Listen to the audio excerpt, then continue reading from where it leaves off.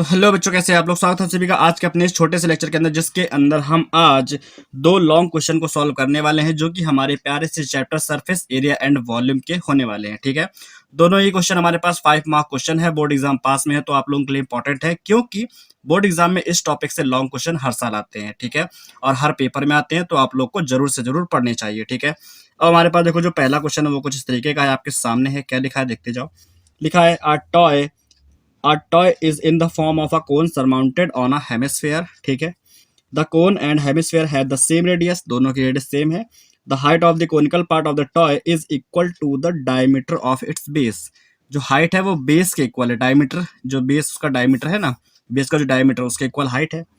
Then कह रहा है हमसे, if the radius of the conical part is 5 centimetre, दोनों की रेडियस सेम है, रेडियस दे रखी है 5 centimetre. Then find the volume of the toy. हमको वॉल्यूम फाइंड करना पूरे टॉय का। टॉय हमारा जो है वो इस टाइप का है कि एक हेमिस्फेयर है जिसके ऊपर एक कोन रखा हुआ है। ठीक है, ये तो इस टाइप का हमारा जो है ये टॉय है, और इसकी जो हाइट है, ठीक है, इस कोनिकल पार्ट की जो हाइट है वो इसके डायमीटर के इक्वल है। अगर हम बात करें, ये इसकी रेडियस आर है यहाँ से यहाँ तक, तो डायमीटर के इक्वल इसकी हाइट है। ये वाला पार्ट है ना, ये हमको गिवन है, क्योंकि r is equal to 5 centimetre, ये गिवन है। एंड हमको एक चीज और गिवन है। क्या गिवन है? गिवन है हमारे पास हाइट इज इक्वल, हाइट जो है हाइट ऑफ द कोन। ठीक है, पूरा पूरा लिख देना, ज्यादा सही रहेगा। Height of the cone is equal to the diameter of cone. ठीक है, अब हमारे पास जो कोन की हाइट है वो इसके डायमीटर के इक्वल है, और डायमीटर जो होता है वो 2r के इक्वल होता है। हाइट जो है वो हमारे पास h है। ठीक है, अब क्योंकि r की वैल्यू हमें पता है 5 है, तो यहाँ पर क्या हो जाएगा, 2 इंटू 5 हो जाएगा, जो कि हो जाएगा 10 सेंटीमीटर। तो हमें कोन की हाइट मिल गई 10 सेंटीमीटर। ठीक है, अब हमें क्या करना होगा, इस पूरे टॉय का अगर वॉल्यूम फाइंड करना है, तो कोनिकल पार्ट का वॉल्यूम प्लस हेमिस्फेरिकल पार्ट का वॉल्यूम, दोनों को ऐड कर देंगे तो कोनिकल मतलब पूरे ही टॉय का वॉल्यूम आ जाएगा। ठीक है, इसके लिए देखो क्या करना होगा हमें, simply volume of the toy, ठीक है, वॉल्यूम ऑफ द टॉय, ये फाइंड करने के लिए हमें एक लाइन लिखनी होगी। क्या हमें लिखना होगा, volume of the conical part. ठीक है, conical part of the toy. ठीक है, कोनिकल पार्ट बस इतना लिख दो, plus volume of the hemispherical part. ठीक है, ऐसे लिखना होगा हमें। ठीक है, अगर हम ऐसे लिखते हैं देन हमारे पास क्या होगा, इन दोनों के ही वॉल्यूम के फॉर्मूले हमें पता है। ठीक है, जो कोन होता है उसका वॉल्यूम क्या होता है, 1/3 पाई आर स्क्वायर एच, प्लस जो हेमिस्फेयर होता है उसका वॉल्यूम क्या होता है, 2/3 पाई आर क्यूब। ठीक है, अब दोनों में ही कुछ ना कुछ कॉमन दिख रहा है आपको, दोनों में 1/3 दिख रहा है, बाहर निकाल लो। दोनों में पाई है, और आर की मिनिमम पावर दोनों में क्या है, 2, तो आर स्क्वायर बाहर हो जाएगा। जब पाई 1/3 पाई आर स्क्वायर बाहर, तो यहाँ पर बचेगा सिर्फ एच, यहाँ पर 1/3 बाहर, तो ये 2 बचेगा। ठीक है, और पाई बाहर आर स्क्वायर बाहर, तो एक आर बचेगा। ठीक है, ये आ गया। हमें एच और आर की वैल्यू चाहिए इसको सॉल्व करने के लिए। एच हमारे पास 10 है, आर हमारे पास 5 है। ठीक है, चलिए यहाँ पे पुट कर देते हैं, और यहाँ पर हम पाई का वैल्यू अभी नहीं रखेंगे, क्वेश्चन को आगे सॉल्व करते हैं, देखते हैं कि हमारे पास जिस टाइप की वैल्यू की जरूरत पड़ेगी वो रखेंगे। ठीक है, पाई क्योंकि क्वेश्चन के अंदर मेंशन नहीं किया गया ना कि आपको 3.14 रखना है कि 22/7 रखना है, क्वेश्चन के अंदर मेंशन नहीं किया गया, तो अभी थोड़ा सा रुक जाते हैं। ठीक है, यहाँ पर क्या आर स्क्वायर है, तो आर का वैल्यू 5 था, तो 5 रख दिया, 5 इंटू 5। ठीक है, एच का वैल्यू था 10 प्लस 2 इंटू आर का वैल्यू 5। ठीक है, ये हो गया 10, और 10 प्लस 10 कितना होगा, 20। तो यहाँ पर आ गया 1/3, और ये ठीक है 1/3 इंटू ये हो गया 25 पाई इंटू 25, और ये हो गया हमारे पास 10 प्लस 10 यानी कि 20। इनका मल्टीप्लाई करा लोगे तो ये क्या हो जाएगा हमारे पास, देखते जाओ। ये देखो 25 टूजा हो गया 500। ठीक है, ये है पाई/3, पाई है, ये 1/3 है। ठीक है, और ये क्या हो गया, ये हो गया 500। ठीक है, अब हम एक काम कर सकते हैं कि पाई का वैल्यू 3.14 अगर रखते हैं, 3.14, ठीक है, अपॉन में 3 है लिखा रहने दो, इंटू में 500। ये हमने इसलिए रखा, अगर यहाँ का पॉइंट हटाएंगे तो नीचे 00 आएगा, इससे ये कैंसिल हो जाएगा, इसलिए हमने इसका वैल्यू 3.14 रखा, तो ये थोड़ा सा कैलकुलेशन शॉर्ट हो गया। ठीक है, अब 5 का मल्टीप्लाई करा, इसमें 5 4 20 का 0 कैरी किया 2, 5 1 5 2 7, 5 3 15, ये आ गया, अपॉन में है 3। अब 3 से इसको डिवाइड कर दो, तो 3 5 15, 3 2 6, 1 बचा, यहाँ पे 10 हो गया, 3 3 9.33। तो ये हमारे पास आ गया 523.33 सेंटीमीटर क्यूब। ये क्या है हमारे पास? ये हमारे पास वॉल्यूम ऑफ द टॉय है जिसका वैल्यू हमें फाइंड करना था, और ये हमारे पास आंसर आ गया है ना। ये एक छोटा सा लॉन्ग क्वेश्चन था, मतलब क्या था, इसके अंदर हमको ज़्यादा कुछ नहीं करना था, बस आपको कॉन्सेप्ट समझ में आना चाहिए कि करना क्या है। उसके हिसाब से अगर आप सॉल्व करो तो आपका जो आंसर है वो एक्यूरेट आ जाएगा, ठीक है। तो ये हमारे पास पहला क्वेश्चन हो गया। अब हम बात करते हैं दूसरे क्वेश्चन की। दूसरा क्वेश्चन भी ईजी है, इतना लेंदी नहीं है। उसके अंदर भी थोड़े से आपको मल्टीप्लीकेशन डिवाइड करने होंगे, तो वो हम देखते हैं। चलो, क्वेश्चन नंबर सेकंड हमारे पास कुछ तरीके का है। देखो इसके अंदर क्या लिखा है। इसके अंदर हमारे पास क्या लिखा है, लिखा है a cubical block is surmounted by a hemisphere of radius 3.5 centimetre, ठीक है। What is the smallest possible length of the edge of the cube so that the hemisphere can totally lie on the cube? मतलब क्या करना है, अब हमसे जो question number second के अंदर कहा गया है, लास्ट में से कहा गया find the total surface area of the solid so formed. हमसे कहा गया है क्वेश्चन के अंदर कि एक क्यूब है जिसके ऊपर एक हेमिस्फेयर को रखा गया है, और वो हेमिस्फेयर इस क्यूब के ऊपर टोटली लाई कर सके। मतलब क्या है कि उसका कोई भी हिस्सा क्यूब से बाहर ना हो, ठीक है। तो हमें उसके लिए इसकी कौन सी जो पॉसिबल लेंथ है, किसकी लेंथ, इसकी जो साइड्स की लेंथ है, किसकी, क्यूब की, वो बतानी है, ठीक है।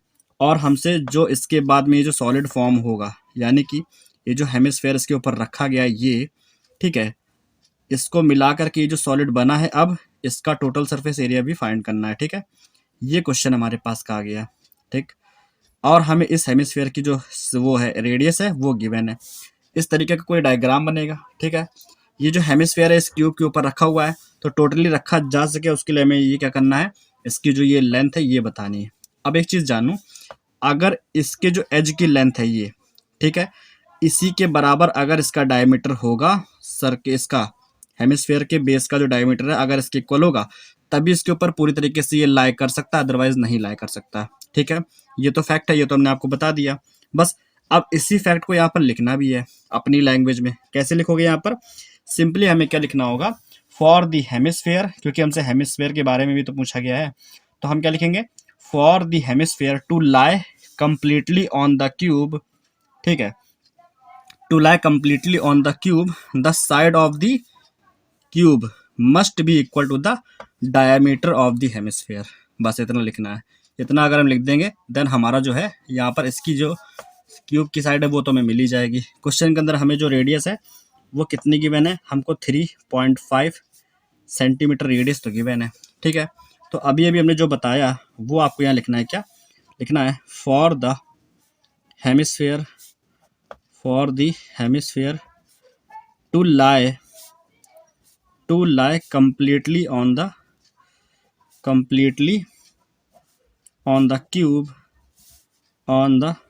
cube, ठीक है, the side of the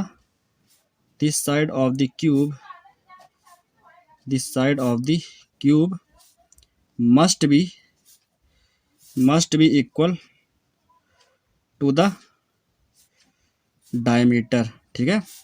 किसके डायमीटर के इक्वल होगा, must be equal to the diameter of the hemisphere, ठीक है। अगर हमने इतना लिख दिया तो इससे एक चीज़ क्लियर है, क्या, इससे ये क्लियर है कि साइड ऑफ द क्यूब जिसको हम यहाँ पर ए लेकर के चलेंगे, इसकी जो साइड है उसको हम ए मान लेते हैं, ठीक है। तो ये हमारा इक्वल हो जाएगा डायमीटर ऑफ द हेमिस्फेयर के, ठीक है। तो डायमीटर जो होता है वो होता है 2r के इक्वल, और r की वैल्यू यहाँ पर 3.5 सेंटीमीटर है, तो इसका मल्टीप्लाई कराओगे ये हो जाएगा 7 सेंटीमीटर, ठीक है। तो हमें 7 सेंटीमीटर की लेंथ का क्यूब चाहिए होगा जिसके लिए ये हेमिस्फेयर टोटली लाई कर सकेगा इसके रूफ पर, ठीक है।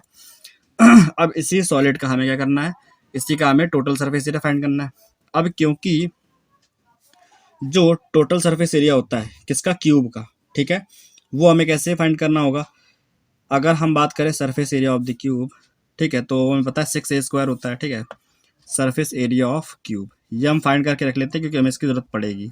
अभी एक चीज़ समझो, इस क्यूब का जो अगर हम टोटल सरफेस एरिया फाइंड कर रहे हैं तो एक साइड जो होता है उसका होता है a²। टोटल कितनी साइड, इसमें कितने साइड्स होती हैं इसकी, तो क्यूब में हमको 6 साइड देखने को मिलती है, तो 6 का मिला लोगे तो 6a² हो जाता है। अब जिसके ऊपर ये हेमिस्फेयर रखा हुआ है, इस साइड का भी तो पूरा एरिया हमने फाइंड कर लिया इसके अंदर, भाई इस वाली साइड का भी पूरा एरिया फाइंड कर लिया। लेकिन जितना ये पार्ट इसने ढक रखा है, हेमिस्फेयर ने ये जो सर्कुलर बेस ढक रखा है, इतने की हमको ज़रूरत नहीं है। क्यों? क्योंकि हमसे टोटल सरफेस एरिया पूछा गया, इसके बेस के अंदर का पार्ट नहीं पूछा गया। ये वाला हिस्सा तो हेमिस्फेयर ने ढक रखा है ना, और हमें हेमिस्फेयर के ऊपर वाले पार्ट की ये एरिया फाइंड करना है ना, इसको तो हम फाइंड करेंगे। तो हमें ये अंदर वाला जो है ये सब्ट्रैक्ट करना होगा। कैसे करेंगे? हम इसको निकाल लेंगे और अंदर का जो सर्कुलर पार्ट है ये, इसका एरिया निकाल करके सब्ट्रैक्ट कर देंगे इसमें से, तो आ जाएगा। ठीक है, पहले क्या करो, पहले तो इसका सरफेस एरिया फाइंड कर लो 6a² से, 6 इंटू a²। तो a का वैल्यू क्या है 7, 7 का स्क्वायर 7 7, ये हो गया 49 इंटू ये हो गया 6, मल्टीप्लाई करो, 6 9 54 का 4 कैरी किया 5, 6 4 24 और 5 29, तो ये हो गया 294 सेंटीमीटर स्क्वायर। ठीक है, अब क्या करना है, अब हमें total surface area of the solid, ठीक है, ये फाइंड करना है।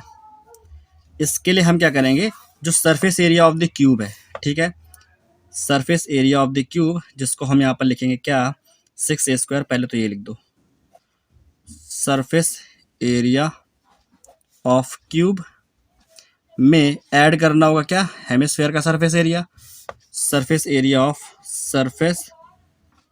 एरिया ऑफ हेमिस्फेयर, ठीक है, और हमें सब्ट्रैक्ट करना होगा क्या, हमें सब्ट्रैक्ट करना होगा इसी में से πr², जो किसका सर्कुलर बेस है। ठीक है, अब आप चाहो तो साइड में, मतलब कॉपी आपकी जो होगी थोड़ी हॉरिजॉन्टली लेंदी होगी, तो उसके अंदर आप साइड में क्या लग सकते हो, यहाँ पर 3 डॉट्स ये दिखा सकते हो वहाँ पर क्या, कि ये जो πr² ये हमने क्यों लिखा है, क्योंकि ये हमारे पास क्या है, वो कवर्ड पार्ट है जिसको इस हेमिस्फेयर ने क्या कर रखा है, ढक रखा है। ठीक है, तो हम इसको इस तरीके से लिखेंगे, area of the circular base covered by hemisphere. ठीक है, कवर्ड बाय हेमिस्फेयर, यही है πr², और इसी को हम यहाँ पर सब्ट्रैक्ट कर रहे हैं। ठीक है, ऐसे लिख देना है। तो surface area of the cube जो है, अब हमें इसका पता करना है ना, टोटल सरफेस एरिया, तो total surface area of the solid is equal surface area of the cube, जो कि 6a² था, ये आ गया हमारे पास 294, प्लस ये जो surface area of the hemisphere है, ये क्या होता है, ये हमारे पास होता है क्या, ये होता है 2πr²। ठीक है, माइनस का ये लिखा है एक और πr², 2πr² में से एक πr² चला गया, तो क्या बचेगा, सिर्फ और सिर्फ एक बार πr² बचेगा। ठीक है, तो 294 प्लस का πr² बचेगा।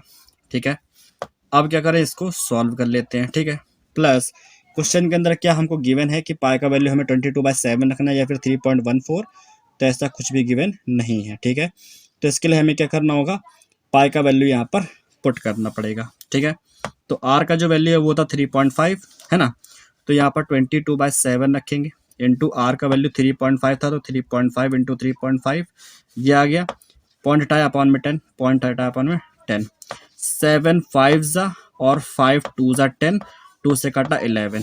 ठीक है, सब कैंसिल हो गया, ये लिखा है 294 प्लस 11 35। ठीक है, 11 इंटू 35/10 ये है, मल्टीप्लाई करा लेते हैं, तो 294 प्लस 11 5 55 का 5 कैरी किया 3, सॉरी 5 कैरी किया 5, 11 3 33 और 5 38, ये 10 से डिवाइड करें तो 38.5 हो जाएगा।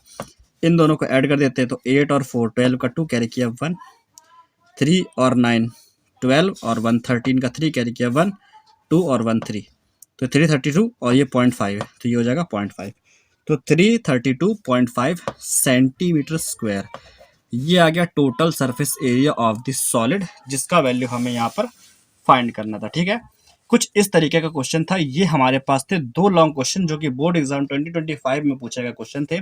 अच्छे क्वेश्चन थे और इनको थोड़ा ध्यान से करने लायक है, क्योंकि आप लोग इसमें यही मिस कर सकते हो कि जो सर्कुलर बेस है कवर्ड बाय हेमिस्फीयर, आप इसको सब्ट्रैक्ट करना भूल सकते हो। ठीक है, तो इस टाइप के अगर क्वेश्चन आपके बोर्ड में आते हैं तो आप लोग को ध्यान रखना है किस तरीके से करना है। टोटल सरफेस एरिया का ही क्वेश्चन आएगा अगर इस तरीके का कोई डायग्राम बनता है तो। ठीक है, ध्यान रखना है आपको, अच्छे से सॉल्व करना है। इस तरीके के और भी क्वेश्चन के लिए अगर आप चाहते हो कि इस तरीके के और भी क्वेश्चन आपके लिए लाए जाएं, लॉन्ग क्वेश्चन जो कि बोर्ड एग्जाम में आ सकते हैं, इंपॉर्टेंट हो सकते हैं। तो आप लोगों को सिंपली क्या करना है, कमेंट करना है, अपने दोस्तों के साथ में शेयर भी करना है, क्योंकि अभी आपका जो मैथ का एग्जाम है वो थोड़ा सा आगे है, तो आप लोग अब इसकी तैयारी कर सकते हो, ठीक है, आराम से। तो ये था हमारे पास दो अच्छे अच्छे question, long question, 5 mark question है, जिनको आप लोग आराम से सॉल्व करा, ठीक है। चलिए आज के लेक्चर के इतने ही रखते हैं, मिलते हैं नेक्स्ट लेक्चर में नए टॉपिक के साथ में, नए क्वेश्चन के साथ में। तब तक गुड बाय, टेक केयर, जिंदगी भर मौज करो और पढ़ते रहो, तैयारी करते रहो।